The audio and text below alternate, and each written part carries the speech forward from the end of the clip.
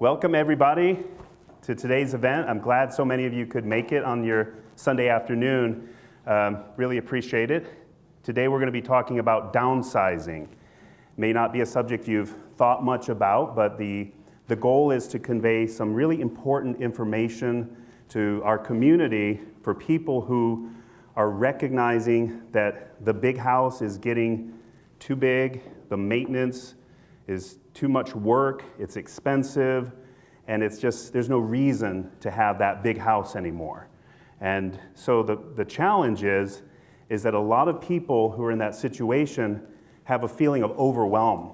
They're just looking at all the stuff that they've collected for 40 years. They're figuring, where do I go? What's a place that I'm gonna like, that I can move into? How is this gonna affect me financially? I don't want to be ripped off. I want to make this transition. And sometimes, because of that overwhelm, it's just a paralysis. Nothing happens. Sometimes years go by, and somebody who knows that they really can't handle that big house anymore, they don't do anything because they just don't know what to do. And so we're going to talk about that today. We're going to have a number of different experts in different areas from your local community. And again, we're here not to advertise for ourselves, but to convey important steps that anybody considering downsizing should think about and remember. So this is being video recorded. So if you hear something and you think, well, this is a lot of information, I'm going to forget it, or you're taking notes, keep in mind that you can later go on and see the video, and you're going to be able to hear everything again. So I want to start by introducing Golden Providers. I'm the president of Golden Providers, and we're happy to have arranged this meeting through Golden Providers. What that is a local network that caters to seniors. Golden Providers provides education for our members and education for the community, and we're also a roster and a referral network of professionals that have learned to take good care of seniors in our community. They've been vetted, and they're people that we can feel comfortable referring to other people. So again, if you're interested in hearing more about Golden Providers, you can contact any one of us afterwards, or you can check out the website on what that is. I want to give a special thank you to Hibiscus Court because they have allowed us to be in their venue, and they're the host for the Golden Providers meetings, Golden Providers board meetings, and this event. So I want to really say thank you to Hibiscus Court. We appreciate their hospitality. And I also want to thank Kerry Fink because he's put a lot of time and effort into preparing the marketing for this event, posting it online, and helping to promote it. So thank you very much, Kerry, for your...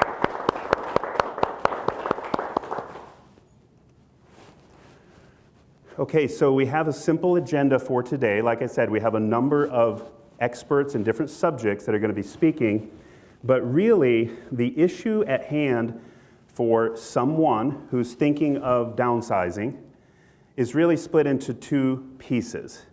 It's going to be, where am I going to go?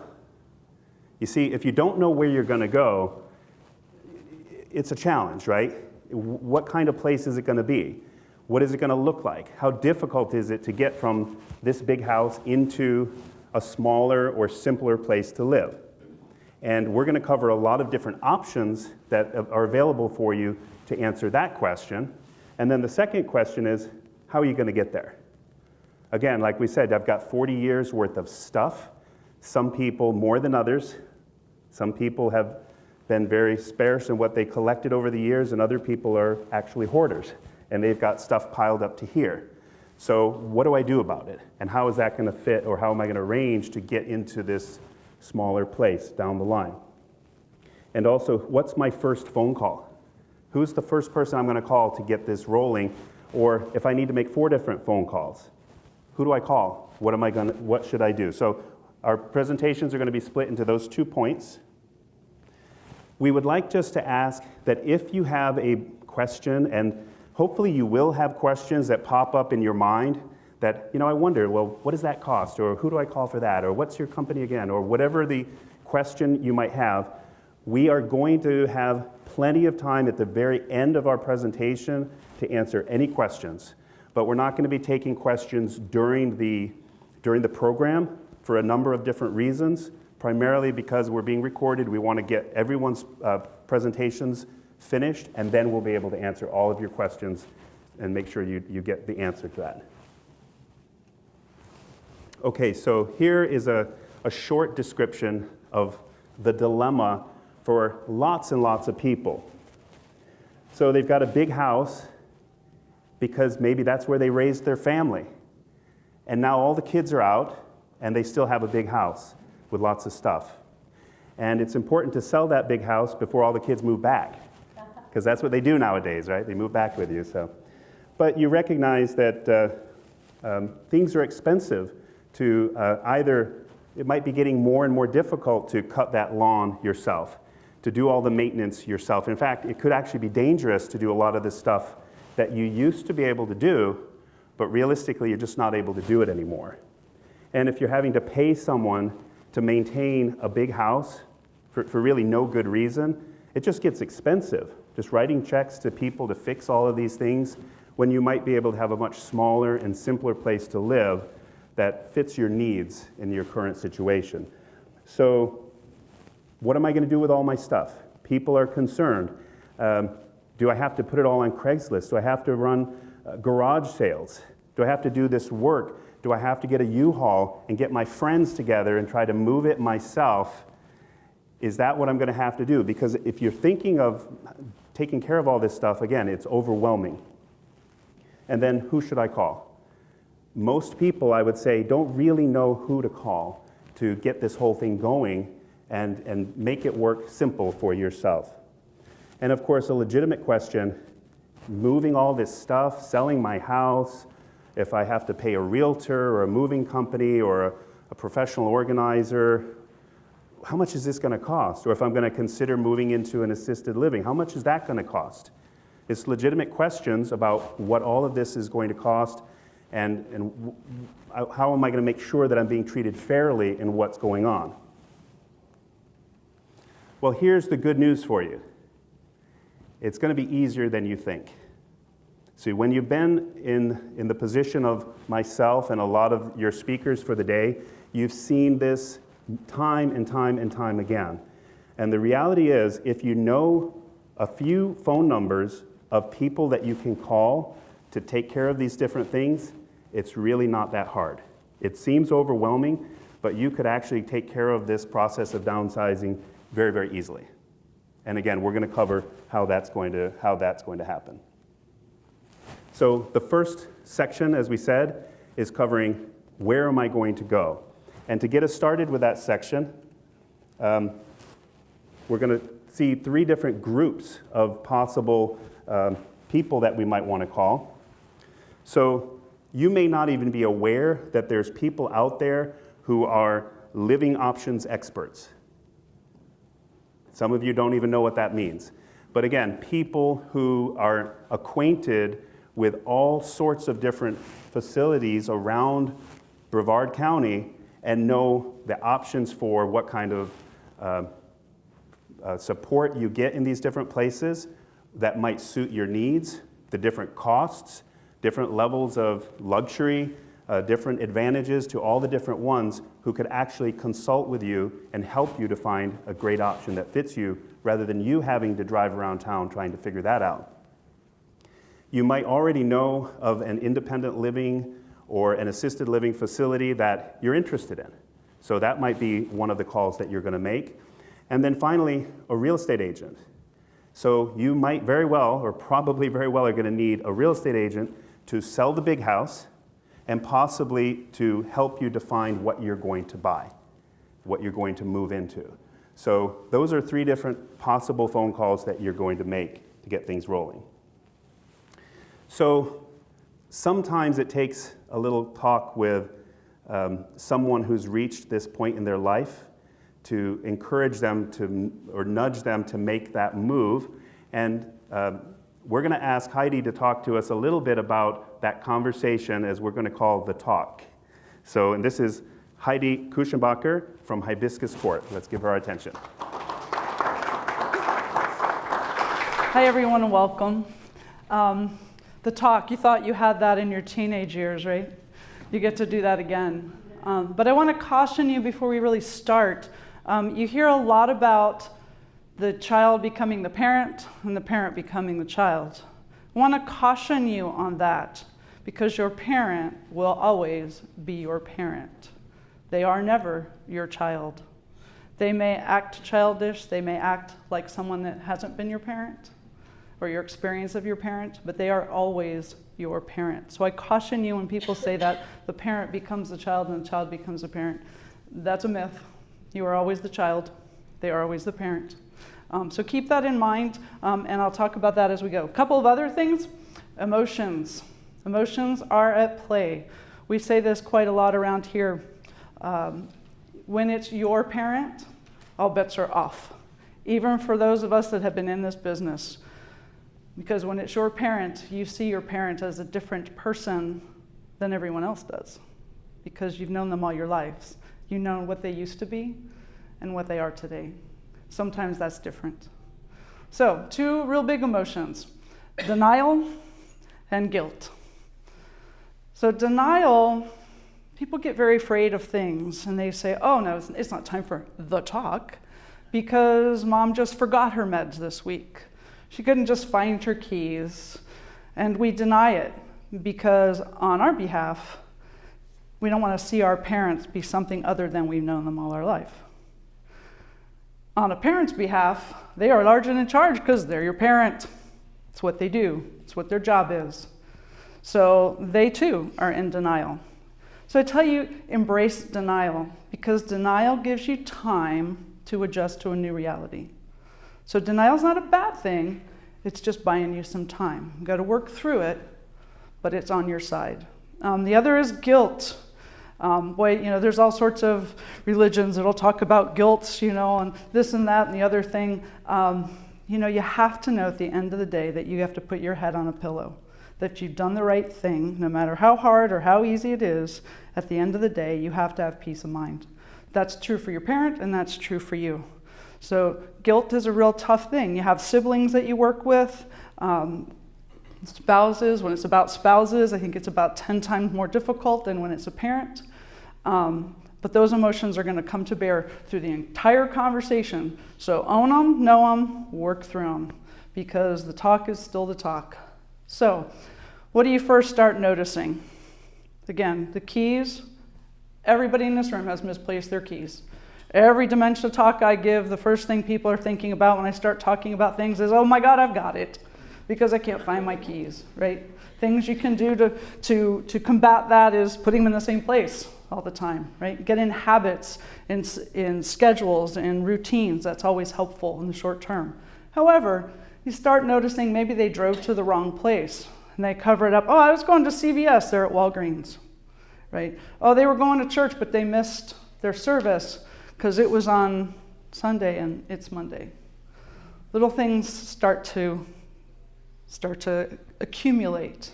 When you start to see those, use those as an opportunity for communication. Doesn't have to be the time for the talk. The talk isn't one time. The talk is a series of conversations that you have when an opportunity presents itself. So, oh my gosh, I forgot to take my meds today. So ask. So how are you managing that? Is it working for you? That pill box that's worked for the last 3-4 years, that's not working anymore? Is there something out there that can help you a little bit longer? You start talking about things so that it's comfortable to talk about stuff. You have parents, you have two groups of families. You have the ones that the family members in charge, no matter what dad said, it always is going to be this way, and you have the patriarch of a family that says it's always going to be this way. That's hard to chat with, right? Then you have the other ones that are just going to do whatever you say, and that's a wonderful thing, but they still don't want to, none of us in this room want to be told what we can't do. When you're of a certain age, that's all you hear. You can't cook anymore, you might burn something. You can't drive anymore because you're not safe. You can't. From soup to nuts. So what we want to try to do is focus on what you can do. Build on that as long as you can, but in the process, have a conversation so that you can be in that conversation with the parent. Because when you get those patriarchal, it's only going to be my way or the highway, then you put them in charge. Use who you've got, right? So put them in charge. Say, okay, this is what you want to do. Let's lay out our options. Because we live on the Space Coast. There's a few engineers around here. They are pretty large and in charge, and they have a list.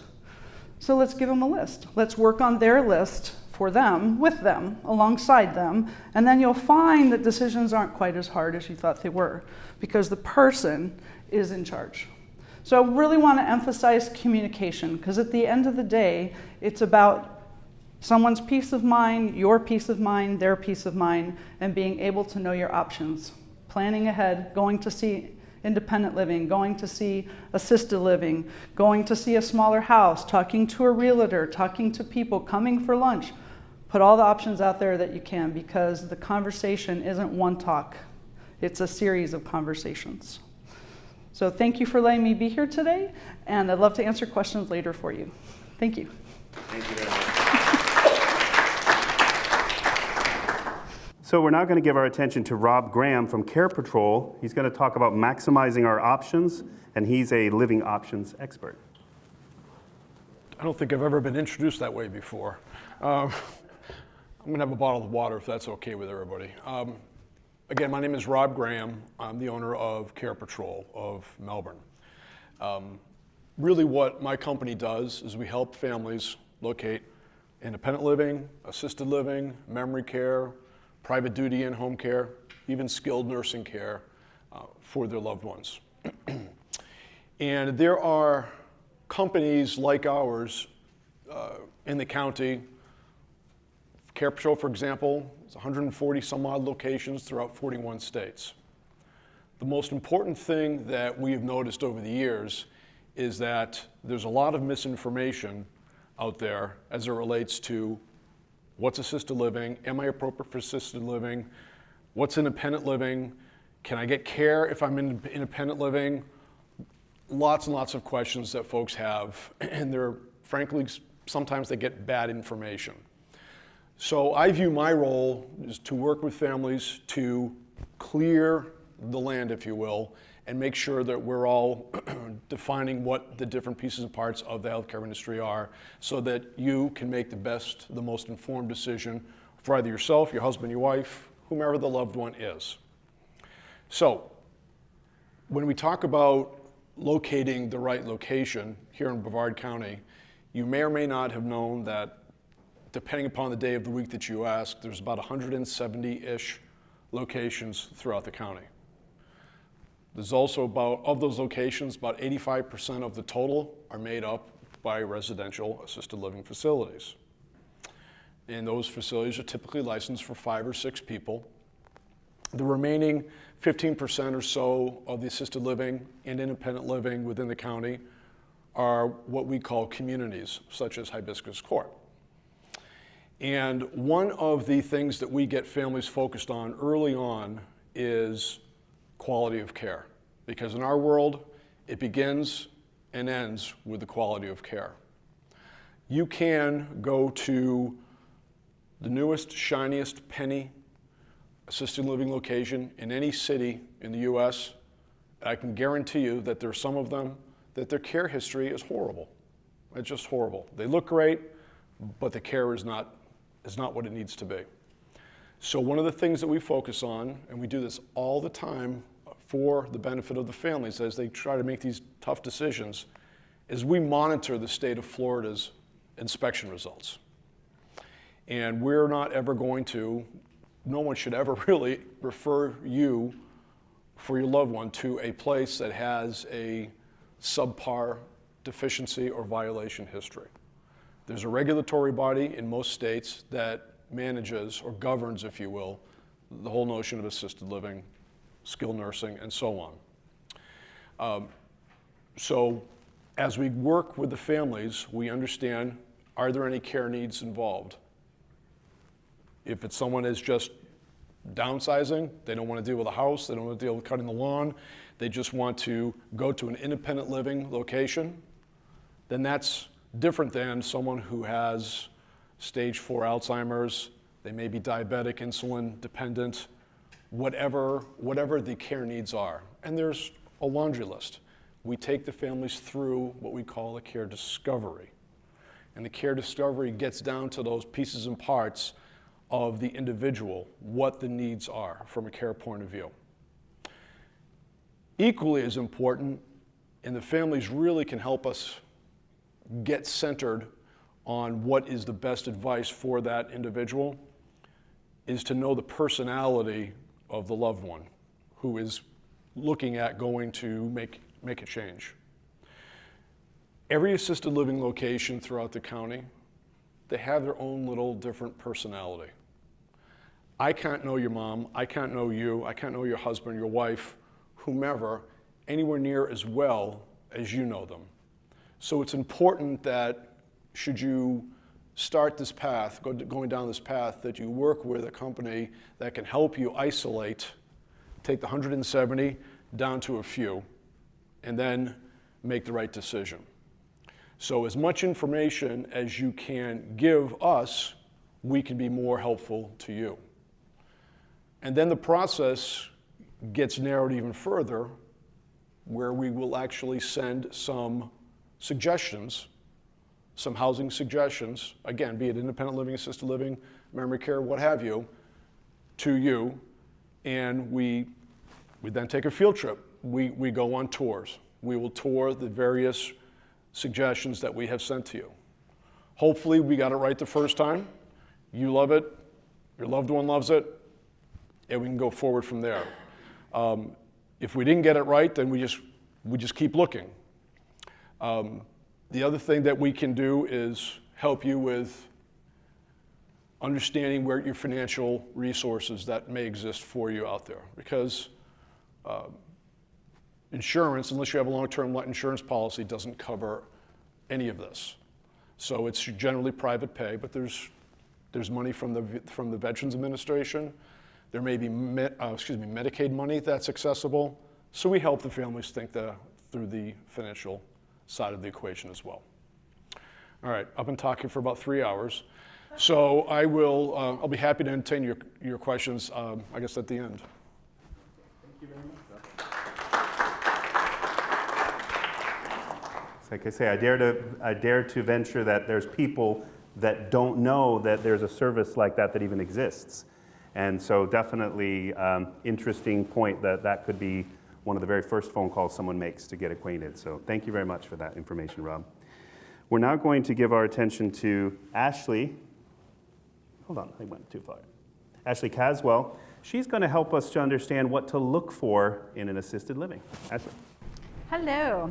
Okay, so Rob went over kind of that there are, what was it, 170 different ALs here in Brevard, and they're all different. They all have different personalities, different feels, and something's going to be more appropriate for your loved one than another. So the basics of what to look for, of course, that it's clean, that you're comfortable there, that the food is acceptable, that the food is good, that it's well kept and safe.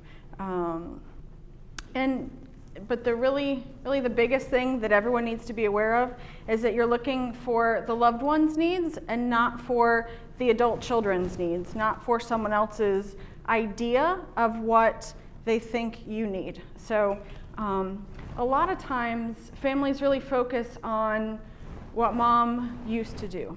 Mom used to like to go golfing. Mom used to love to go swimming. So they focus on that, and then they really harp on, oh gosh, we need a place with a swimming pool. But you know what?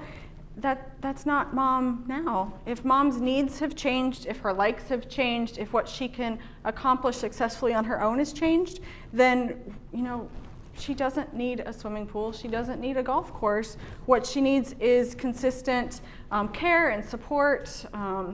Sometimes just having a chef and a chauffeur is really all someone needs. They don't, focusing on having a pool and, jazzercise or all these fun things, or a weightlifting room. I hear that one a lot. So show me your weightlifting equipment. It's not what anyone, maybe she liked that, 15 years ago, but that's not the goal for right now. So it's really important to focus on who you have in front of you now and what they need, but also what they're going to need. So if you make a move, if you've been told that your loved one has been diagnosed with Alzheimer's and you make a move to an independent living community that does not support memory care in the future, you're going to be making another move. So it's really important to plan for who you have in front of you, but also who you're going to have in front of you, so that someone doesn't have to move again. Because moving becomes a challenge, moving is stressful, and it's best to only do it once. If you do have to move within a community, it's great when you still know all the caregivers, it's all the same staff, it's the same management. It's a lot easier on someone if they're able to move within the same community or family of communities. So each different building, each different facility or community has a completely different personality. So it's really important that you find the right community that's going to be right for you. There are some that it's all about the party, it's all fun with great care. That might not work for someone who's been a hermit their whole life, who just likes to go to the library and sit in their apartment. It might be too much stimulation.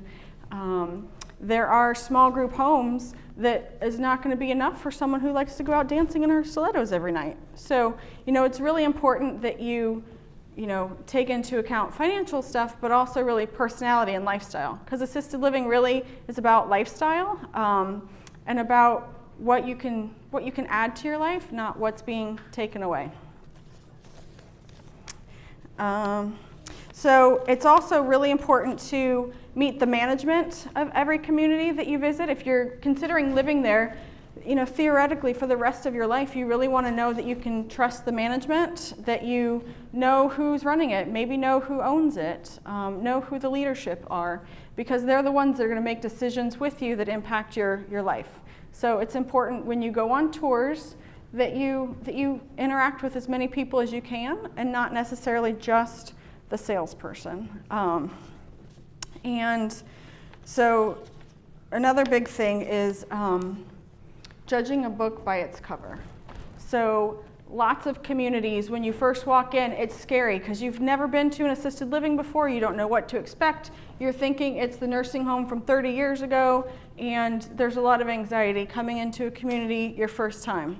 So make sure you don't judge a book by what you think is the cover. So, some buildings might be a little older, and when you come in, you understand that they're like that because that's what they're geared towards the residents' taste, the residents' lifestyle. It's not meant to, be shiny, brand new Caribbean resort, because that's not what these people are going to feel comfortable in.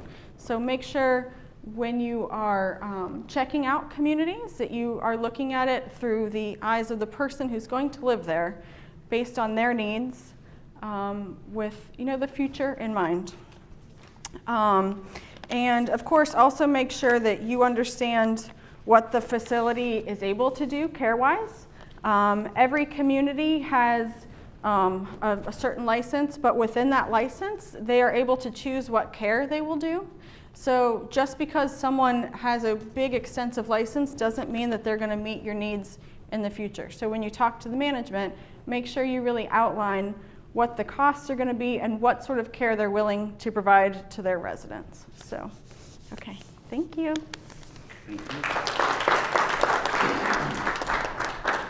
Thank you very much, Ashley. We appreciate that. Good insight into what to think about in terms of finding or selecting an assisted living. So another part of the puzzle is going to be finding the right real estate agent. And as we said, it's possible that real estate agent not only helps to liquidate the big house, but possibly also helps somebody find a smaller and a simpler residence. So that's basically two transactions, and it could be a double closing. If you know what I mean by a double closing, that is, it's possible that the money from this big house is what is going to pay for this second house, and possibly we'll be closing them both on the same day, which If I put it this way, if a real estate transaction is like a string of dominoes, every transaction has, let's say, 100 dominoes that are going to have to all fall in line for a successful closing. Now, if you have 2 closings that are going to happen on the same day, you've got 200 dominoes, and everything has to happen on the same day so both of the deals close and the person's able to move. And then you have, of course, the logistics of the move, if all the stuff is going to have to be moved out from the one house into the other house. And anything that goes wrong with either one of those transactions affects the other. So you understand it's kind of a complex situation if that's what's happening, if it is both, if there's 2 transactions closing on one day. So what should you look for in a real estate professional? Well, one of the questions would be, how many years has the person been in the business? That's a question that I would ask about anyone. And I will use the analogy of if I'm going to have surgery. Now, you're probably thinking, well, a real estate transaction is not as serious as having surgery on my hand or on my heart or on my brain. And that's true. But it's still the largest financial transaction of their lives for almost everyone. So it is a very serious, huge transaction for people. So it's legitimate to say, I would almost want to use the same questions that I'm going to say if I'm going to select somebody who's going to perform surgery on me for the real estate agent. So how many years in the business? What kind of reviews are they getting? If I see that someone's got 50 really good Google reviews or Zillow reviews from other consumers, or lots of good, happy reviews on their website, or someone who has very few. It doesn't mean that the person with very few is not a good person or is not a good real estate agent, but it helps to assure you that this person's got a lot of happy customers, so hopefully that'll be the case with me. Is it someone who's been in the local area for a long time, knows the local area? Or is it a warm personal recommendation? So maybe I've never heard of the person, but someone that you already know and trust is warmly recommending this person from lots of experience. Now that helps. So again, similar to if I'm going to choose the doctor for surgery, I don't choose the person who's a friend of my neighbor or the son of my neighbor just for that reason alone. Someone who goes to my church for that reason alone. Or just the first one that I stumbled across, or the first website that popped up on Google. Not necessarily the only criteria. I would be a little more picky than that in choosing who I was going to use as my real estate agent. So what type of a new home, if the agent's going to both be selling the old home and buying a new home, what types of new home would be appropriate for downsizing? Well, single-story townhome, and don't even think about the 2 stories. You would be surprised how many people who are, I would say, over 50, and they're looking to buy a 2-story. It's like, it's kind of short-term planning, because at some point that 2 stories may not work any longer. So single-story townhome, again, the townhomes have a lot of maintenance that's included in the homeowners association on the exterior, possibly everything on the exterior. A condo, again, if it has an elevator, something where you're not walking upstairs in terms of a condo. There's 55-plus communities that are a lot of times gated, very good, price-worthy communities, and a lot of maintenance included is an option. And in our county, we actually have some communities where you pay quite a large association fee, but literally everything on the house is maintained. I don't know if you're familiar with that, but everything from fixing and replacing the roof, painting the exterior, to changing every single light bulb is included. So those communities do exist. And the other one would be finding a place with a mother-in-law suite. You might realize that the solution in downsizing might be moving into a mother-in-law suite together with one of your children. And this is becoming more and more common, that either the kids are moving back home, maybe they're not able to make it on their own, the kids are moving back home and need some financial help from mom and dad or from mom, or that mom needs a little more help, and it's good for her to move in together into a house with a mother-in-law suite. But in our local community, a full-fledged mother-in-law suite is very rare. If you actually look for them, because typically it requires a multifamily zoning, and we don't have a lot of multifamily zoning. There are certain ones that were built maybe without permits, where there's a full kitchen and a full bath in a separate apartment, but it is something that You want an expert who knows where are those houses that are out there that have the full mother-in-law suite if that's the option that you're looking for. So again, an agent who has experience in double closings, because there's a lot of moving parts. And then the question would be, I want to get top dollar for the big house. So I want to deal with an agent who has a lot of experience in getting the closings, has a lot of marketing, has a lot of lead generation platforms, has a big referral network, and personally I would say somebody who closes at least 50 transactions a year or more.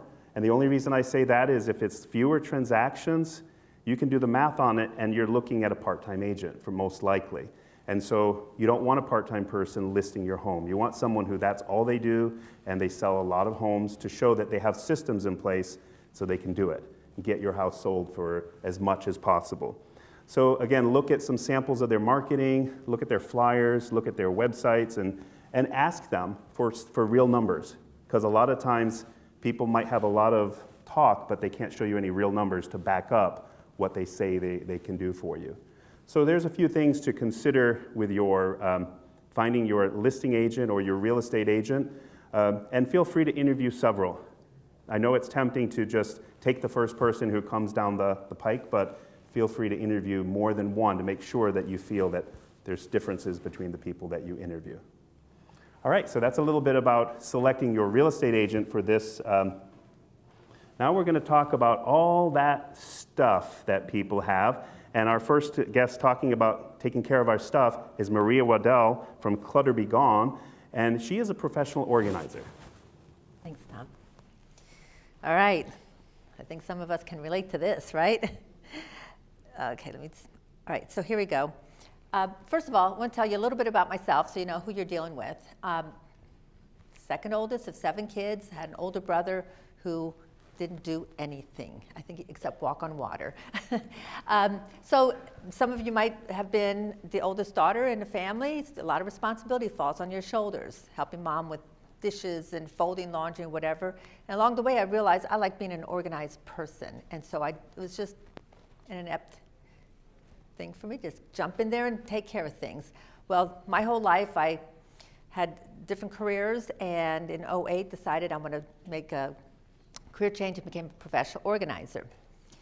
And I love what I do. I have a passion for it because I am changing people's lives. What I want to do is, first of all, tell you I'm licensed, insured, and background checked. Everything I do is confidential. The pictures that you see, my clients have given me a written release to show these pictures. You'll never know who it is, though. All right, so it is confidential. All right. So we're talking about downsizing. Best time to start downsizing is right after retirement.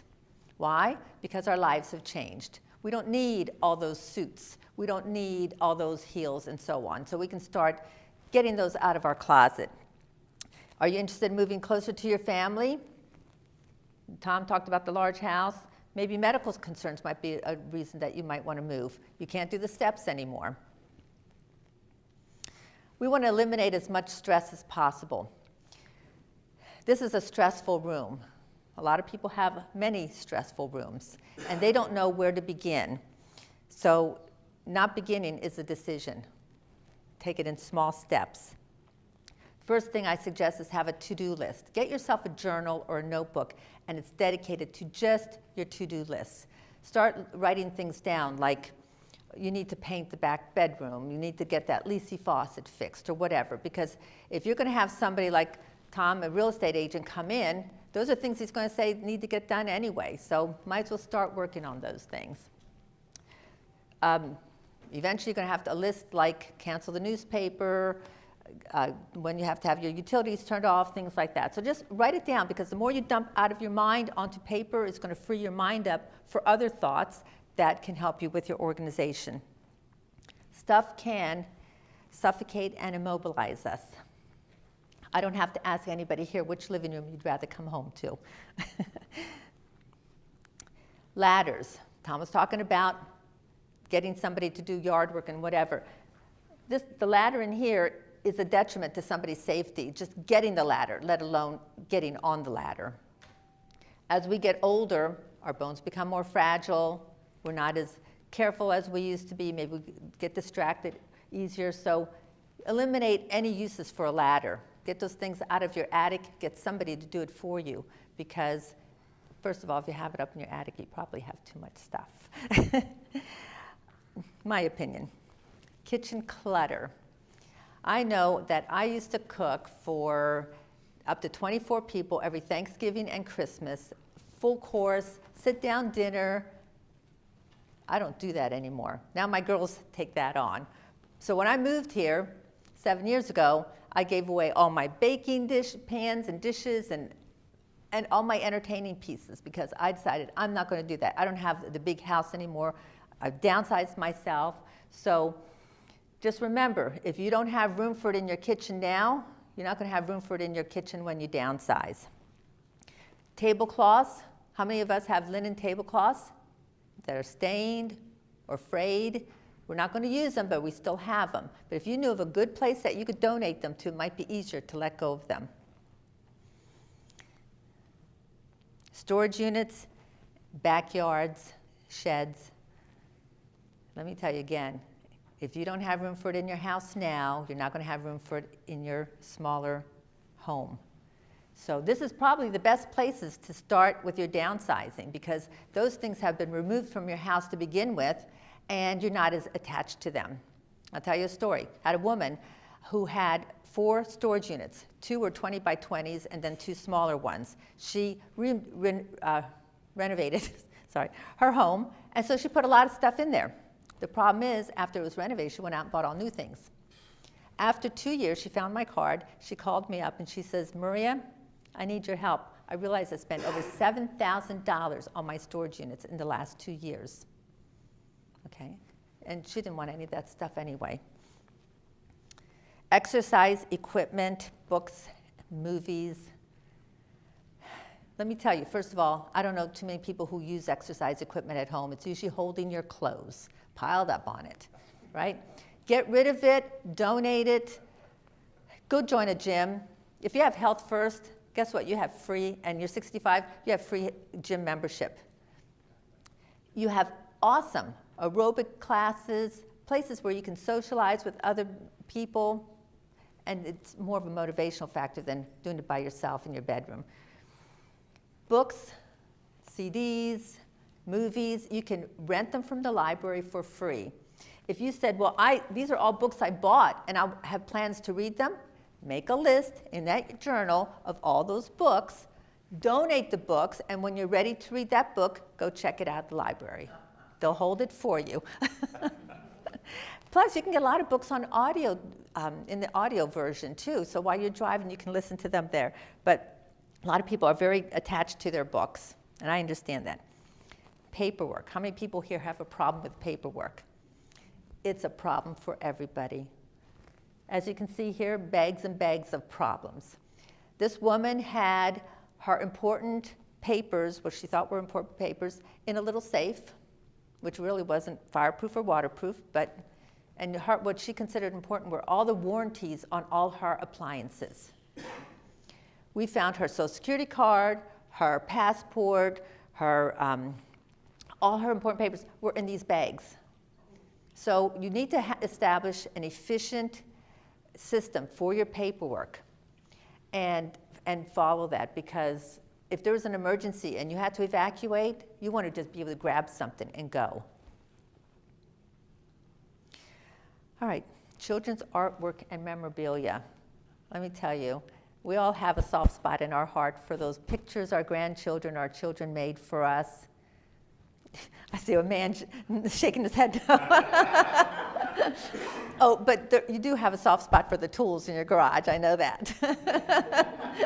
In any case, you need to take some time, be kind to yourself, be compassionate. You're going to find there are times you're going to become very sentimental, maybe shed a few tears, and it's okay. But give yourself, say, half a day, and then you're going to move on. Tomorrow's going to be another room. In this picture here, this was a woman's closet underneath a staircase, which Florida has a lot of these kind of closets. All her pictures were in the very back of this closet. She said every time they had to evacuate for a hurricane, she hauled out container after container after container of pictures. A lot of stuff wasn't even in containers. Well, I discovered this because she asked me to get something out of this closet. I said, I can't put it all back without organizing it. And as you can see, now it's so much neater, and she can get to what she needs. But you can digitize all those pictures. If you really need to keep that one special handwritten picture, there's a way to do that so it doesn't become clutter, and so it's safe and it's protected. But you can digitize everything. Get your adult children in to say, you know, what do you want to take with you? What do you want to keep? Is this important? You'd be surprised how many times they say it's not important to me.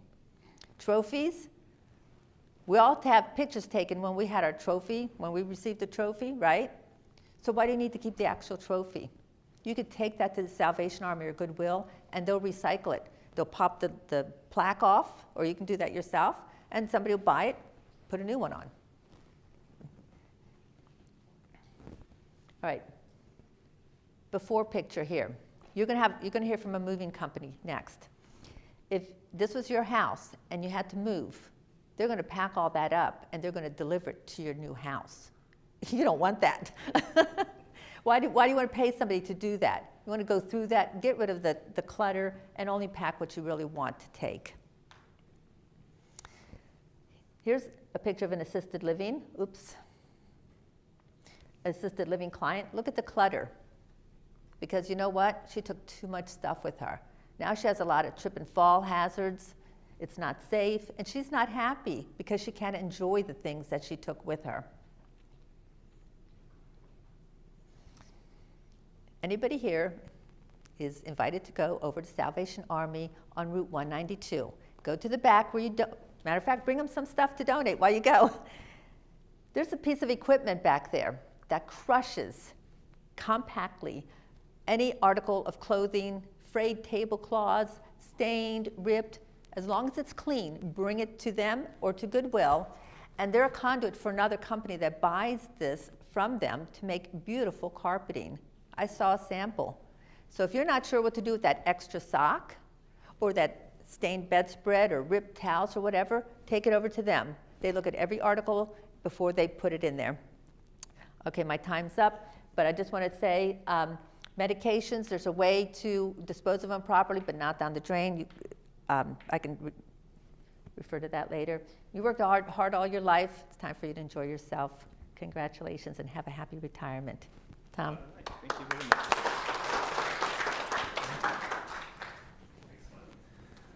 Interesting points. Very, very important. Next, we're going to hear from a professional moving company. And I could just say, you may have, when you're getting ready to downsize, you may have said to yourself, well, all my life, I've always rented a U-Haul. I've always loaded it up myself. I've always gotten my friends over on a Saturday morning, and we had pizza when we made after the first load. There's some problems with that. Someone's going to break their back, and someone's going to have a heart attack, and someone's going to get hurt, and your friends don't really want to. And is that really what we want when you could simply pick up the phone and make a phone call and have a professional company who does it for a living move all the stuff from point A to point B? Really, really makes sense. And so we're now going to give our attention, let's see, to Heather with A Mother's Touch Moving, and she's going to talk to us about how to use a moving company.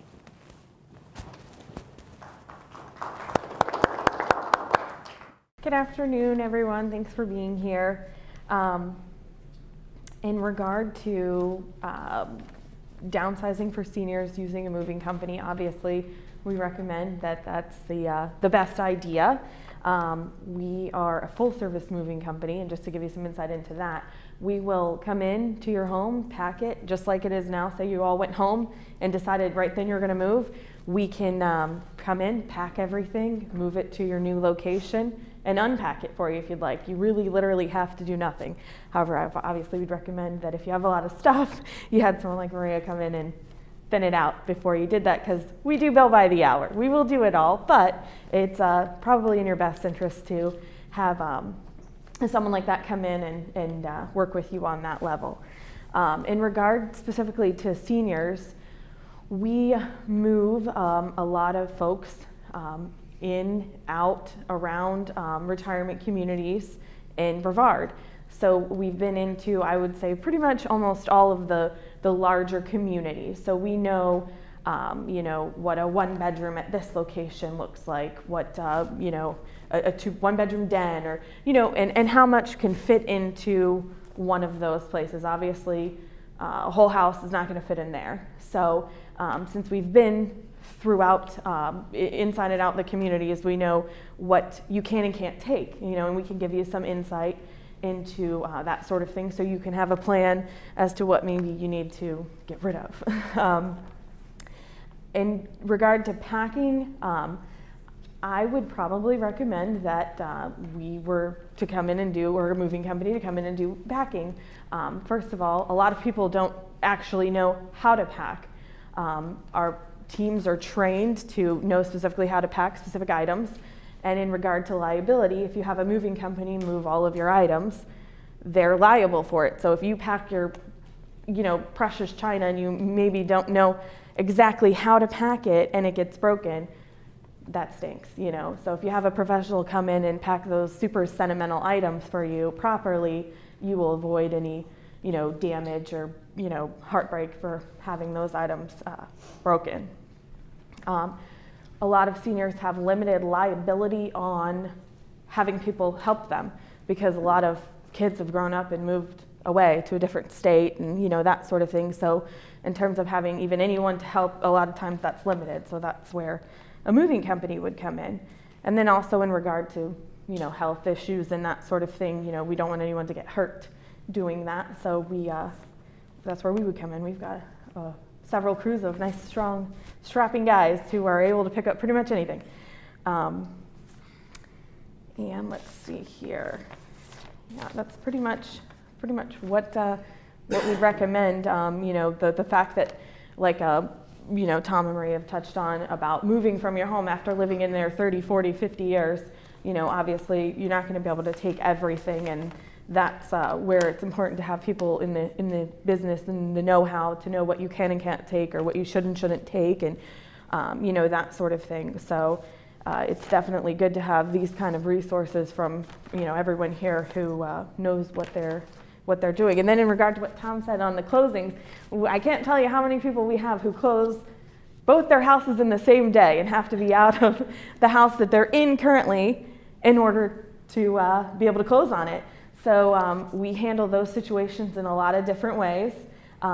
We have options on that, but we do that probably once a week for people who are closing both homes in the same day. So it's definitely, we're like the surgical tech team, maybe, on top of that, the surgeon there. But yeah, so that's us. And if you have any questions, feel free to ask. Thank you. All right, thank you. So we've got the moving company moving the stuff that we want to keep. But what about the stuff that I know is just, I don't need it anymore?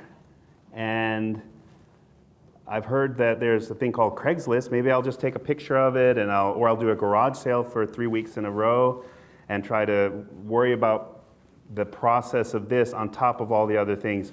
Or could I just make a phone call and have a professional company who handles the liquidation of the stuff that I don't want to just throw it away. I want it to end up in somebody else's hands, but I don't want to have to bother with it myself. And that would be an estate sale company.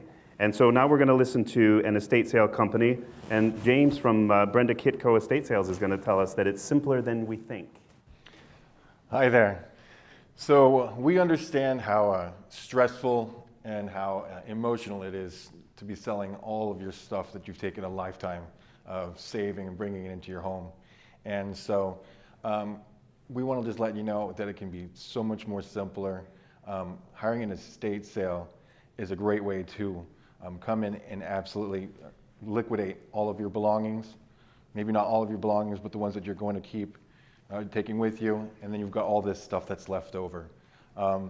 So what we do is we will come in about a week in advance, and we'll come in and start doing research, a lot of organization, a lot of cleaning and research on all these different items that you may have, and then we'll be posting them all over the internet, trying to get them all basically a lot of views on all the stuff that you have been collecting throughout the years. A lot of it's worth a lot of money. It's a lot of things that you wouldn't consider that you had been holding on to for 30 years might be worth quite a bit nowadays.